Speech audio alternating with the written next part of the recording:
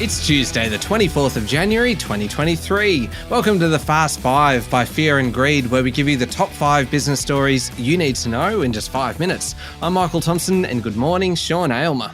Good morning, Michael. Sean, 5 big stories today to get through in 5 minutes. Let's jump straight into it. Story number 1, Microsoft founder Bill Gates is in Sydney at the moment, and yesterday he told a Lowy Institute audience that including China in international trade is as important as coordinating transitions away from fossil fuels. He said it was sad that the world was evolving such that people won't want to rely on China over the next decade or so, and that will create inefficiencies. China's rise is a big win for the rest of the world because of its contribution to the global economy and technological innovation. Gates said politicians that want policies that hurt China have a lose-lose mentality, as it will slow economic growth, slow the invention of cancer drugs, and climate change progress. He also said the rate of innovation out of the US remains very high despite political divisions. Now, those divisions he blamed on news outlets for eroding trust in public institutions. Very candid yesterday. I suppose Bill Gates is always pretty candid. He said it was too late for the world to prevent temperatures from rising by 1.5 degrees, so the focus should be on preventing a 2.5 degree rise. He's also investing in a local startup, Rumen 8, which is also backed by Andrew Forrest. Now, Rumen 8 is all about developing seaweed feed for cattle, which theoretically reduces ethane emissions. Gates said the Russia-Ukraine war had diverted the world's attention from poverty and climate change. He's open to nuclear technology, but is a bit worried about the science behind it not being clear. And on COVID, he said no country deserved an A, but Australia did well because it scaled up quarantine and vaccinations. All right, on to story number 2 now, and Prime Minister Anthony Albanese says that national security will be a key focus for the May federal budget. Though, Sean, he wouldn't confirm reports that the government will spend up to $1 billion on sea mines and high-tech underwater weapons. The Sydney Morning Herald yesterday reported that Australia will acquire sea mines from a European supplier for somewhere between $500 million and $1 billion as a significant deterrent to potential aggressors. Yesterday, the Prime Minister was coy on it. He said he wouldn't preempt advice expected from a strategic review currently being conducted.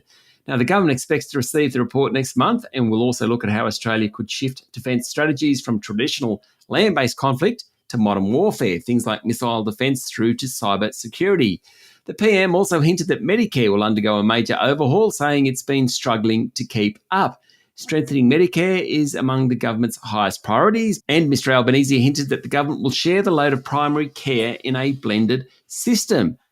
That probably means nurses and pharmacists may get an expanded role to take the load off doctors. Sean, story number 3, Jetstar is the most likely airline to cancel your flight, or at least it was in December, with 7.2% of flights cancelled. That is a lot. It sure is. At Virgin, it was 1 in 10 or 5%. Now, Qantas cancelled 2.7% of flights, and for Rex, it was just 0.7%. Qantas and Rex, Regional Express, were the most punctual airlines, with more than 3/4 of flights leaving on time. About 1/3 of Virgin departures were late. Only 60% of Jetstar's flights took off on time. Now, according to the Bureau of Transport and Regional Economics, across carriers, nearly 1 in 10 flights on the busy Melbourne-Sydney route, I think it's the second, well, pre-COVID, it was the second busiest route in the world, 1 in 10 flights were cancelled in December. It seems pretty incredible. Just quickly, while on airlines, there was a little bit of fallout from the Qantas flights that were forced to turn around over the past week. 5 flights have had to do that. Qantas domestic and international boss Andrew David told TGB Radio yesterday that pilots were trained to err on the side of caution, and that's basically what happened. All right, story number 4, and shifting from planes to cars now, Sean. And the days of used car prices rising, not falling, are over, it seems, with used vehicle prices down about 12% since May and expected to fall another 10% this year.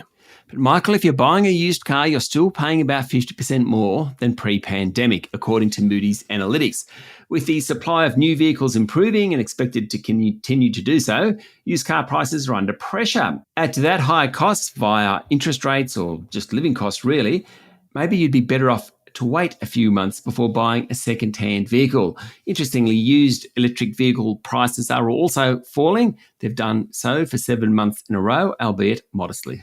All right, last one. Story number 5, Sean. A top health official in China estimates that 1.1 billion people have been infected since the dismantling of COVID controls late last year. The latest data suggests about 60,000 people a month are dying from the disease, though officials are under fire for narrowing the definition of what a COVID death is. They're saying only deaths from respiratory failure should be included. The World Health Organization has urged Beijing to release more detailed information on the situation. The country's chief epidemiologist said 80% of the population of 1.4 billion have been infected in the current outbreak. The good news is he doesn't expect a large-scale second nationwide outbreak as a result of the current Lunar New Year celebrations where people are moving around, pretty much because so many people caught the disease before Christmas. All right, there we go. The top 5 business stories in 5 minutes. Thank you, Sean. Thank you, Michael. It's Tuesday, the 24th of January, 2023. Remember, you have to hit follow on the podcast, please. And if 5 minutes isn't enough, you can find our longer daily show called Fear and Greed, wherever you listen to podcasts, along with a bunch of interviews and things, including one today on the future of crypto. I'm Michael Thompson, and that was the Fast 5 by Fear and Greed. Have a great day.